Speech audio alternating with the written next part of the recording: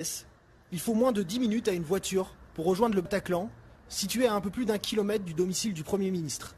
Une fois mis au courant, les gendarmes sont immédiatement intervenus sur place, comme l'explique maître Jean Sagné, avocat de Cédric Gomet, une des victimes de l'attaque. Il s'avère que ce soir-là, il y avait à proximité du Bataclan un escadron de gendarmerie qui était affecté à la surveillance du domicile personnel de Manuel Valls.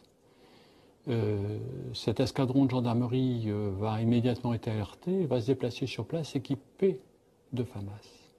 Il va intervenir, il va rentrer dans le Bataclan, il va en extraire un otage, une femme. Il va pouvoir, grâce à cet otage, être en relation avec d'autres otages à l'intérieur. Seulement cet équipage, cet escadron de gendarmerie, ces 26 hommes, vont recevoir un ordre très curieux. On va leur dire de sortir et de cesser d'intervenir.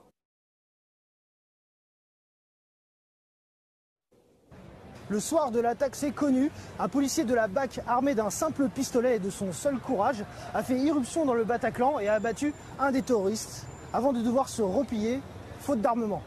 Ce serait donc au cours des 2h18 qui se sont écoulées entre cette première fusillade et l'assaut final de la BRI que les gendarmes affectés à la protection de Manuel Valls seraient intervenus avant de repartir sur ordre. Mais ce n'est pas tout.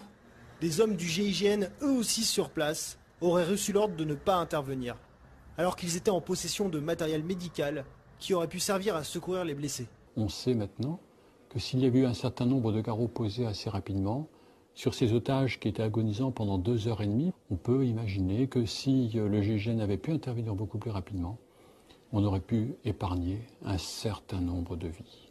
Selon maître Jean Sagné, les députés de la commission d'enquête parlementaire sur les attentats du 13 novembre n'étaient même pas au courant que des gendarmes affectés à la protection de Manuel Valls avaient fait irruption dans le bâtiment du Bataclan.